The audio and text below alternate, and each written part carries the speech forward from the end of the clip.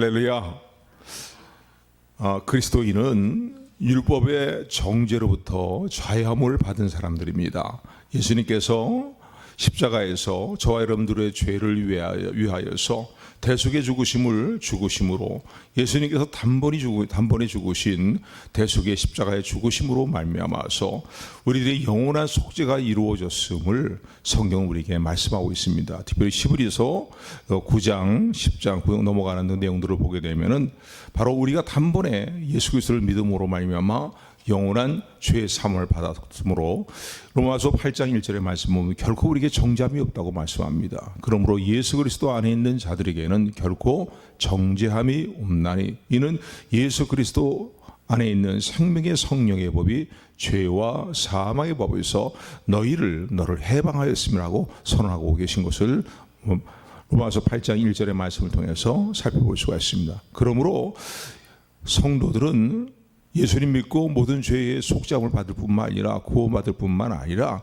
이제는 율법의 모든 정죄로부터 자유함을 얻은 자들이라는 사실을 기뻐하며 감사하는 저 여러분들이 되기를 주님의 축원을 드립니다. 그런데 이러한 율법의 정죄로부터 우리가 자유함을 얻었지만은 그러나 하나님이 이렇게 말씀합니다.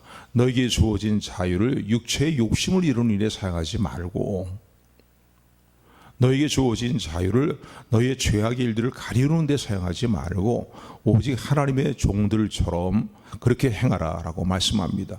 사랑으로 행하고 하나님의 종들처럼 행하라는 거예요. 예수 믿고 구원받고 나 이상 이제는 예수님의 보혈이 비로소 단번에 영원한 속죄가 이루어졌으니까 이제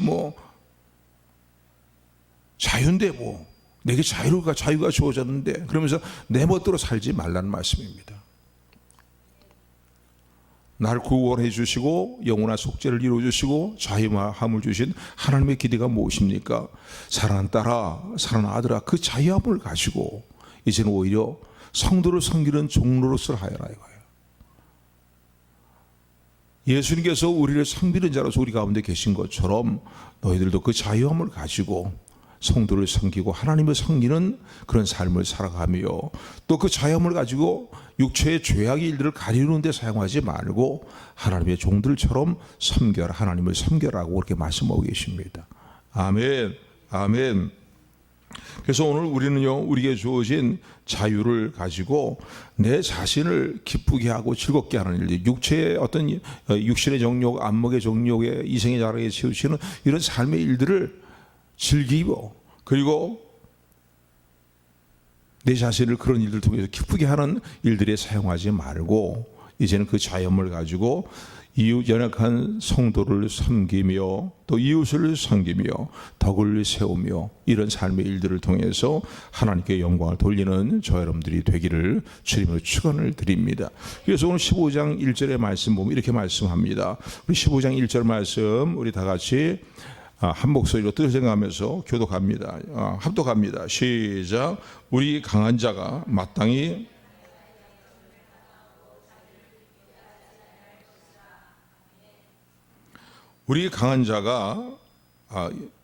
마땅히 연약한 자의 약점을 담당하고 자기를 기쁘게 하지 아니할 것이나 라고 말씀합니다. 여기서 강한 자는 믿음의 강한 자를 의미하지요.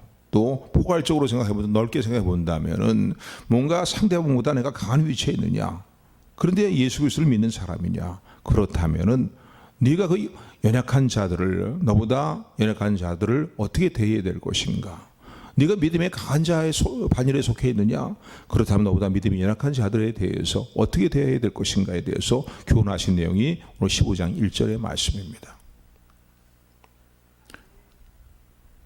예수 그리스도 안에서 죄사함을 받고 자유함을 얻었습니다. 그러나 내 자유인데 내 마음대로 행하면 되지, 그게 아니라 뭡니까? 그 자유함을 가지고 연약한 자들의 약점을 마땅히 담당해야 된다고 말씀하시는 주의 음성을 마음에 새기는 저 여러분들이 되기를 주님으로 축원을 드립니다. 아까도 말씀드린 것처럼 믿음의 강한 자에게 하시는 말씀드리고 또 예수 그리스도 안에 있는 성도로서 상대방보다 뭔가 내가 강하고 월등한 것을 소유하고 있는 그러한 성도들에게 주시는 말씀입니다. 너보다 부족한 사람들, 너보다 연약한 사람들, 이런 사람들에 대해서, 그런 특별히 성도들에 대해서, 물론 성도가 아닌 사람들을 대할 때도 그렇지만요, 그들을 대할 때에 어떠한 모습으로 대해야 될 것이냐 이거예요. 그들의 연약한 부분들을, 약점들을 네가 담당해 주어라 말씀하시는 성령의 음성을, 주님의 음성을 듣는 이 아침이 되기를 주님의 축원을 드립니다. 아멘.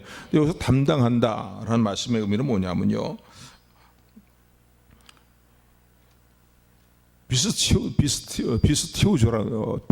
비스티조라는 그런 단어입니다. 비스티조라는 단어인데 원어로 보게 되면은 바로 짊어진다, 또 있는 모습 그대로 받아들인다라는 모습입니다. 그래서 이 비스티조는 뭐 어떤 것을 의미하면요, 우리가 이 큰 나무 같은 거 이런 걸 옮겨 심잖아요. 옮겨 심게 되면은, 옮겨 심은 나무가 새롭게 옮겨 심겨진 땅에서 뿌리를 내리기까지는 아직 제대로 서 있지 못하거든요. 그러니까 옮겨 심고 난 다음에 제대로 뿌리를 내고 설 수 있을 때까지 이 받침목을 옆에서 보조 막대기로 말이죠, 보조 막대기를 옆에 이제 비스듬히 세워져서 그 나무가 뿌리를 낼 때까지 받쳐주고 또 힘을 주는 그런 이제 약점을 담당해주는, 부족함을 담당한 그 나무가 바로 비스티조라는 그런 의미입니다. 그러니까 담당하라는 말은 그 말씀이에요. 있는 모습 그대로 어떻게 하라고요? 약점을 담당해주고 받아주라는 거예요. 홀로 굳건히 설 수 있을 때까지. 이게 비스티조예요. 근데 이런 동일한 원리는요, 로마서에도 얘기하고 있고요, 고린도서에도 얘기하고 있고 여러 군데서 얘기하고 있습니다. 특별히 성도가 성도 간의 관계를 이루어나갈 때도 바로 연약한 자의 약점을 흠잡고 비웃고 깔보고 조롱하고 냉소하고 차갑게 많이 대하고 그러지 말고 어떡하라고요? 연약한 자들의 약점을 담당해 주라는 거예요. 있는 모습 그대로 받아주라는 거예요. 나무를 보조하는 받침 막대기가 그 나무가 쓰러지지 않도록 받쳐주는 것처럼 그런 모습의 성도가 되어야 된다. 특별히 네가 믿음이 강한 자냐? 상대방보다 네가 우월한 부분을 갖고 있느냐? 그렇다면 마땅히 이렇게 성도는 살아야 된다고 말씀하시는 주의 음성을 듣는 저 여러분들이 되기를 주님으로 축원을 드립니다. 우리가 지난주에도 살펴본 내용인데 이 14장의 말씀은 어떤 내용의 말씀입니까? 서로 업신여기거나 판단하지 말고 어떻게 하라고요? 음식을 먹는 문제에 대해서 14장에서 말씀하신 내용들을 함께 살펴보았습니다. 믿음이 있어서 우상에게 제물로 바쳤던 고기가 대부분 다 시장에서 팔고 있는 그런 때였거든요. 그러니까 믿음이 연약한 성도들은요, 저건 우상에 바쳤던 제물인데 그러면서 나는 고기 안 먹겠다. 왜? 온통 그 당시에 시장에서 파는 이제 고기들이 다 그런 고기들이었기 때문에 그렇습니다. 그런데 믿음이 강한 자들은 아직 아무것도 아닌데 뭘 그래? 하나님께 감사하고 먹으면 돼. 그리고 하나님의 영광을 위해서 우리가 그 모든 음식을 먹고 생기는 힘과 이런 것들을 사용하면 되지. 그리고 믿음이 강한 자는 또 먹을 수 있다고 주장하는 그런 이제 그 성도들이 있는데 교회 안에 이런 두 부류의 사람이 있어요. 근데 둘 다 하나님을 영광을 생각하는 사람들이고, 그리고 하나님을 위하여서 먹고 또 하나님 영광을 위해서 먹지 않는 그런 부류의 사람들이거든요. 그러니까 서로 판단하지 말고 없이 여기지 말라고. 이런 문제는 아디아포라에 속한 문제라고 말씀을 드렸습니다. 이럴 수도 있고 저럴 수도 있는 문제인데 이런 문제를 가지고 서로 업신여기나 판단하지 말라는 거예요. 그러면서 이 로마서 기자는요, 21절의 말씀은 어떻게 결론을 내립니까? 만약 내게 주어진 신앙의 자유가, 특히 믿음이 강한 자들에게 주는 권면의 말씀이죠. 또 믿음이 강한 자의 이제 마음의 결단이라고 볼 수 있습니다. 그것은 무엇입니까? 그까짓 거 아무것도 아니기 때문에 하나님께 영광을 드리고 감사함으로 먹으면 되지만은 혹시라도 내가 이렇게 막 이 재물을 먹는 모습을 보면서 저건 아닌데, 저건 우상에게 바쳤던 재물이 고기 시장에 나와서 팔리는 건데, 그러면서 그것을 보고서 말이죠, 알지 못하기 때문에 믿음이 강한 자를 함부로 판단하는 그런 연약한 가운데 놓여 있는 성도들을 위해서 혹시라도 나의 신앙의 자유함으로 말미암아서 그들이 실족할까 봐 나는 먹을 수 있지만은 고기를 먹지 않겠다고 결단하는 그런 결단의 내용이 오늘 이제 14장, 우리 지난주에 살펴본 내용입니다. 14장 21절의 말씀이죠. 우리 14장 21절 말씀, 20절, 21절 말씀, 19절부터 읽는 게 낫겠네요. 14장 19절부터 21절까지 우리 같이 합독합니다. 시작. 이러므로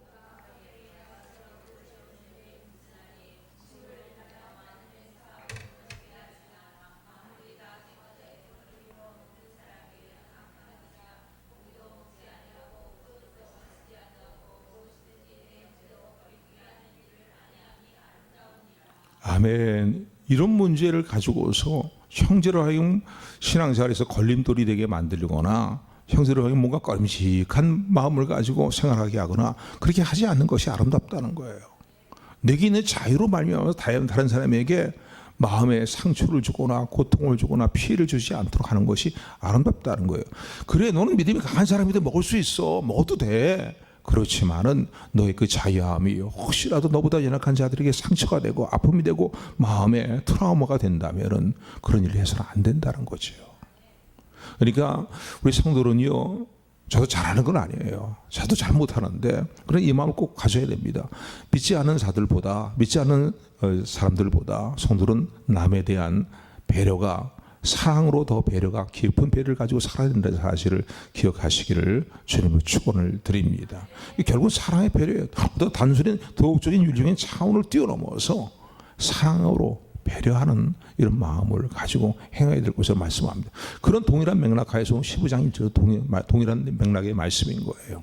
네가 믿음이 강한 사람이냐, 내가 상대방보다 뭔가 월등하고 강한 모습을 갖고 있느냐, 그렇다면 너희 강한 것을 과시하거나 자랑하지 말라는 거예요. 그리고 어떻게 하라고요?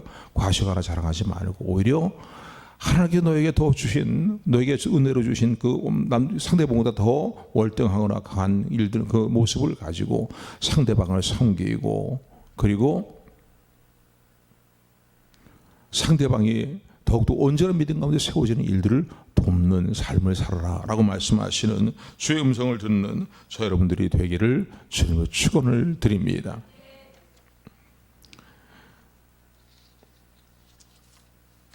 남들보다 여러분 지금 우리 내 자신을 돌아볼 때 혹시라도 뭔가 더 풍성한 부분들이 있는 것이 무엇입니까? 아니 뭐 다른 사람과 비교해 볼 때 하는 게 단순히 그냥 내가 지금 자주 만나고 있는 성도들, 또 지인들, 이런 사람들과의 관계를 살펴볼 때 속으로 은근히 내가 저 사람보다 월등하지, 내가 저 사람보다 더 풍성하지, 뭐 이런 어떤 마음가짐을 갖고 있는 것들이 무엇입니까? 그것이 물질이 될 수도 있겠고요, 건강의 문제가 될 수 있을 것이고요, 그것이 또 세상의 명예라든가 권력의 문제가 될 수 있을 것입니다. 그럴 때에 강한 자는 어떻게 해야 되느냐요? 하나님을 생각하면서, 우리 주님을 생각하면서 상대방의 연약함을 부분을 흉보거나 깔보거나 또 들춰내거나 말이죠, 떠벌리고 사가거나 그러지 말고 그 상대방이 온전하게 세워지는 일들을 위해서 내가 어떻게 도와줘야 될 것인가, 그들의 약점이 무엇인가를 살피고 그 약점을 내가 떠맡아서 짊어지는 그러한 삶을 결단하라고 말씀하시는 주의 음성을 듣는 저 여러분들이 되기를 주님으로 축원을 드립니다. 우리 15장 1절 다시 한번 합독합니다. 시작.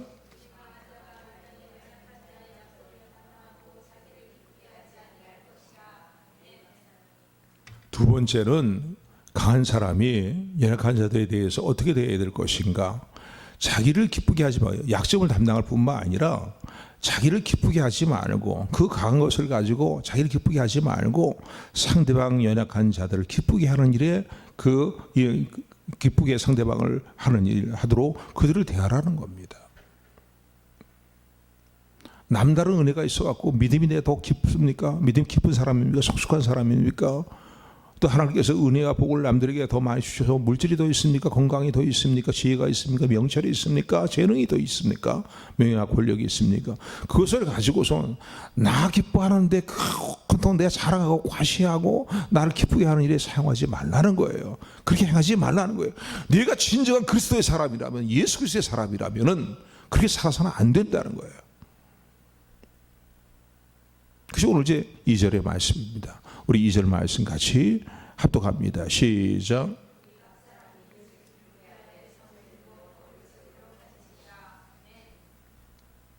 할렐루야. 우리 각 사람이, 여기서 각 사람은 강한 자들이죠. 자기를 기쁘게 하지 말고 어떻게 하라고요? 이웃을 기쁘게 하되 라고 이렇게 말합니다. 그러면서 선과 덕을 이루도록 이웃을 기쁘게 하라는 거예요. 요즘 너무나 이기적인 시대라서요, 교회 안에서도요, 성도들 간에 가만 삶의 모습은 너무나 이기적인 모습으로 살아가는 그런 일들이 많은 오늘 교회의 현실들입니다. 우리 교회는 그런 분이 한 분도 없지만요. 아멘. 이럴 때는 아멘 소리 크게 나와야 돼요. 아멘. 아멘. 자기를 기쁘게 하려고 하지 말고 연약한 이웃을, 연약한 성도를 기쁘게 하는 일에 이제 기쁘게 하는 삶을 살아야 될 것을 오늘 본문은 말씀하고 계십니다.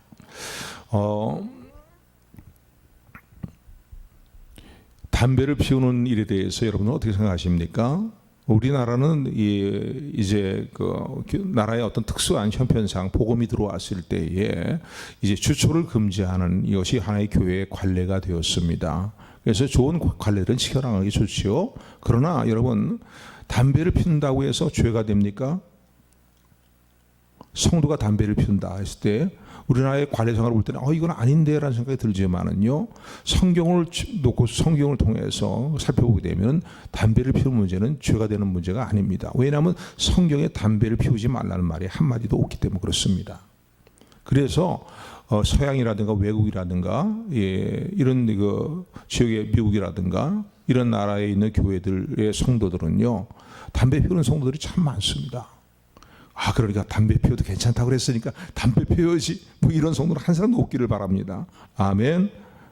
우리나라의 담배를 주초로 금하는 것은 좋은 규례예요. 그러니까 좋은 규례를 따르는 게 좋습니다. 또 하나, 건강의 문제가 거의 또 연관되어 있기 때문에 담배 피우는 문제에 대해서는 담배를 멀리하는 우리 모두가 되기를 주님의 축원을 드립니다. 한 예를 지금 말씀드리려고 서양의 예를 들어서 말씀드리는 거예요. 그래서 서양 지역에서나 이 유럽 지역이라든가 있는 교회의 성도들과 또 영적인 지도자들 중에는 더러는 담배를 피우는 사람들이 많이 있습니다. 심지어 목사님들도 담배 피우는 목사님들이 참 많아요. 그런데 이것도 건강의 문제가 가면 하나님 앞에 잘하는 것일까요? 못하는 것일까요? 못하는 거예요. 여러분, 잘하는 거 아니에요.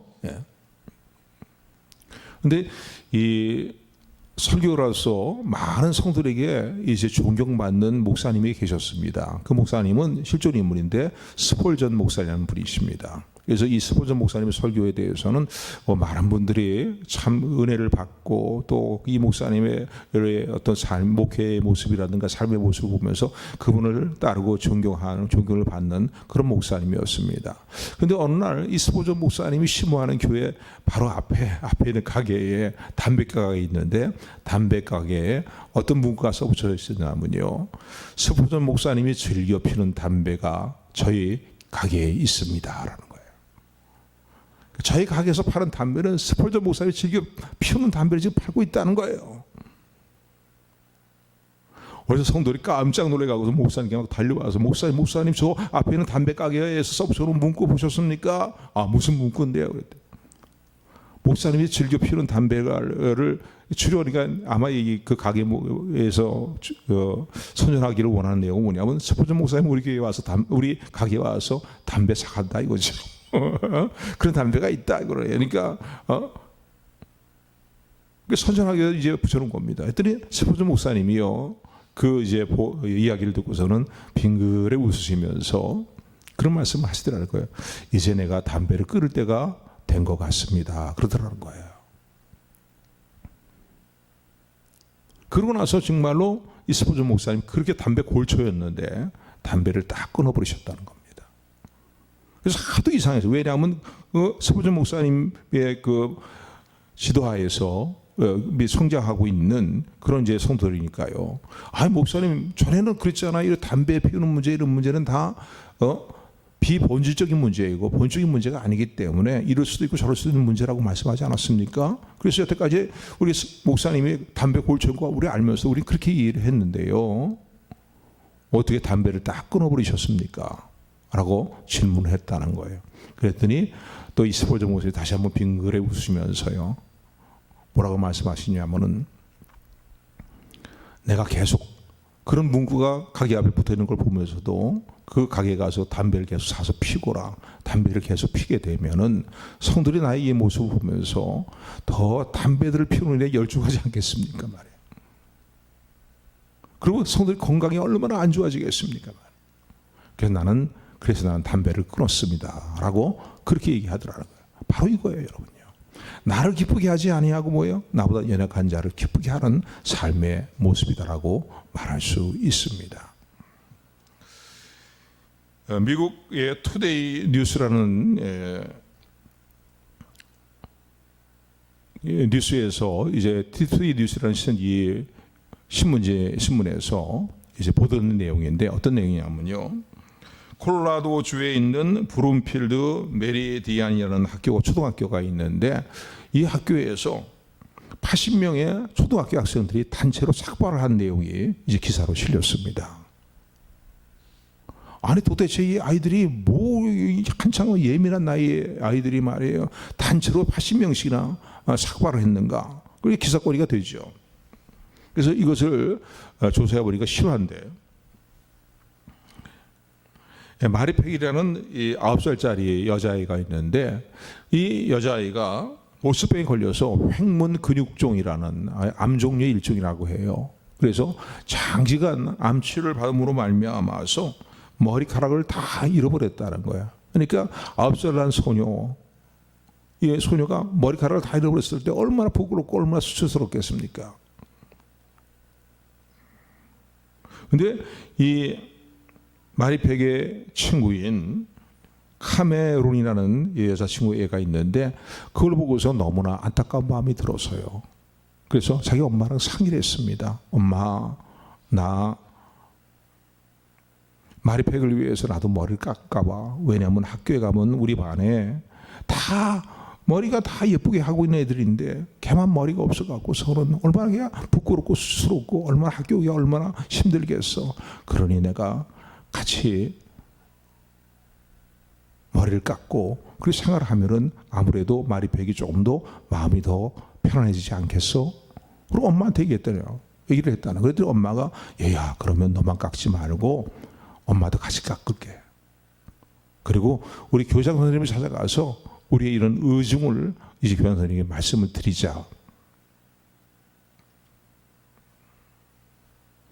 그래서 이런 자신들의 의중을 얘기하게 됐을 때에 교장 선생님도요 그것을 저 좋게 받으려 갖고서는요. 그렇다면은 마리팩에 있는 같은 반 친구들 가운데 이 카메론과 뜻을 같이 할 그런 친구들이 있다면은 머리를 깎아도 좋습니다. 허락을 받았다는 거예요. 그래서 같은 반 친구들에게 이제 이런 의견을 제시하게 되었을 때에 무려 같은 동급생 애들 가운데 여자애들 가운데 80명이 머리를 깎았다는 겁니다.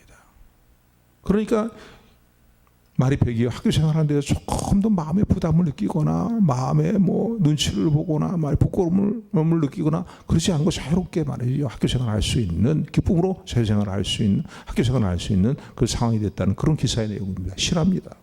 오래전에 있었던 사건이지만 바로 이겁니다. 강한 자냐? 그렇다면 연약한 자의 약점을 비난하거나 조롱하거나 차갑게 대하고 냉소하거나 그러지 말고 어떻게 하라고요?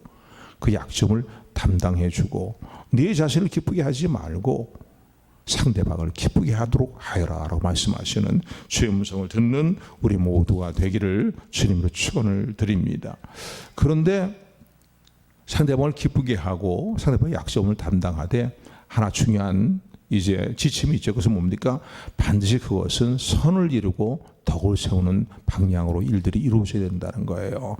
상대방을 기쁘게 한다고 해서 이거 하나님 못이 합당치 못한 일들을 막 행하고 같이 행해주고 뭐 걔를 따라주고 뭐 이런 거 아니잖아요. 그러니까 선을 이루고 덕을 세우되 이웃을 기쁘게 하도록 행하라 라고 말씀하시는 주의 음성이 우리 마음에 새겨지고 또 이렇게 행해야 될 때에 기억나고 생각나는, 그래서 행하는 삶을 살아가는 우리 모두가 되기를 주님으로 축원을 드립니다. 우리 2절 말씀 같이 합독합니다. 시작.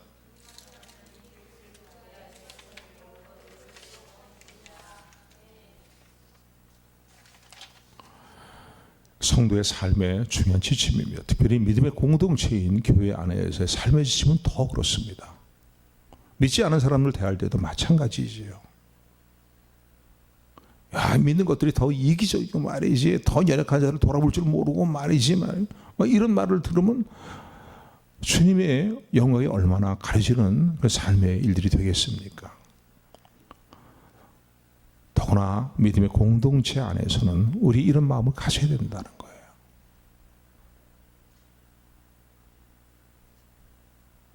아이고, 뭐 그럴 만한 가치가 있어야 그렇게 해주시오. 냉소하거나 비판하거나 깔아뭉개버리거나 무시해버리는 일들은요, 상대방을 바르게 세워주는 방법이 아닙니다. 그건 성경이 말하는 방법이 아닌 거예요. 오늘 우리 성도들은요, 하나님 말씀이 우리 삶의 지침입니다. 아멘, 아멘. 그래서 이 믿지 않는 사람들 가운데서도요, 조금 의식이 있는 사람들은 그런 주장들을 하잖아요. 뭐라고, 어떤 주장들을 합니까? 노블레스 오블리주라는 그런 이제 말들을 사용합니다. 프랑스어인데 귀족은 의무를 가진다는 말씀인데, 이걸 폭넓게 우리가 적용해보면 이런 말씀의 의미죠. 부와 권력이 있느냐, 그에게는, 부와 권력이 있는 그들에게는 책임과 의무가 수반된다는 거예요. 믿지 않은 사람도 좀 의식 있는 사람이 이렇게 주장하며 살아갑니다. 남들보다 더 많은 것들이 있느냐, 강한 것들이 있느냐, 그럴 때 거기에 따른 책임과 의무가 있다는 거예요. 서로 돌아보고 섬겨줘야 될 그런 의무와 책임이 있다는 거예요. 그렇다면 우리 믿음의 사람들은 얼마나 더 해야 되겠습니까? 단지 도덕과 윤리 차원을 넘어서요, 우리는 그리스도의 사랑을, 예수님의 사랑을 생각할 때 이렇게 행하는 삶을 살아야 된다는 것입니다. 몇 주 전에도 그런 말씀을 통해 함께 은혜를 나누었지만요, 빚진 자의 심정을 가지고 살아야 됩니다. 빚진 자의 심정을 가지고 살아야 됩니다. 서로 인사하세요. 우리 빚진 자의 심정을 가지고 삽시다. 어떤 빚진 자? 세상 빚은 짓지 말고 사랑의 빚을 진 자로서의 마음가짐을 가지고 살아야 된다는 거예요. 누군가 나를 사랑해 줬어요, 지금까지요. 그렇잖아요? 내 부모가 나를 사랑해 주고, 또 내 형제가 나를 사랑해 주고, 또 내가 알고 있었던 지인들, 알지 못한 지인들에게 알게 모르게 사랑을 받고 우리가 살아왔습니다. 그리고 이상껏 해버리면 안 되는 것이요. 빚진 자의 심정을 가지고 살아야 된다는 거예요. 그 사랑의 빚은 반드시 갚아야 돼요. 갚는 일에 우리 마음을 쏟으며 살아야 됩니다. 특별히 예수님께서 어떠한 사랑을 우리에게 베풀어 주셨습니까? 우리가 죄인 되었을 때에, 연약한 때에, 경건한 삶을 살지 못하고 있었을 때에, 주님과의 관계가 원수 같은 모습의 삶을 살고 있었을 때에 나 같은 죄인을 구원해 주시기 위해서 이 땅에 오셔서 십자가에서 대속의 죽으심으로 말미암아 나를 구원하신 사랑을 우리에게 나타내 보여주시지 않았습니까? 그 사랑을 우리가 받고 살아가는 사람들, 지금도 나를 위해서 기도하고 계시고 나의 삶을 돌아보시는 하나님의 사랑, 우리 주님의 사랑 안에서의 삶을 살고 있지 않습니까? 가장, 이건 우리가 생각할 때 가장 핵심적이고 중요한, 우리가 주님으로부터 받은 사랑의 빚이죠. 은혜죠. 그렇다면 우리 어떻게 살아야 되겠냐는 거예요. 나를 기쁘게 하는 삶을 살지 마십시오. 연약한 자의 약점을 보고 조소하거나 냉소하는 것이 아니라, 성도를 또 열악한 자들을 사랑으로, 권면으로, 돌아봄으로 이렇게 세우는 존재라는 사실을 기억하면서 오늘 본문의 말씀을 마음에 새기는 여러분들이 되기를 소원합니다. 은혜의 하나님, 사랑의 하나님을 찬양합니다. 하나님, 이 아침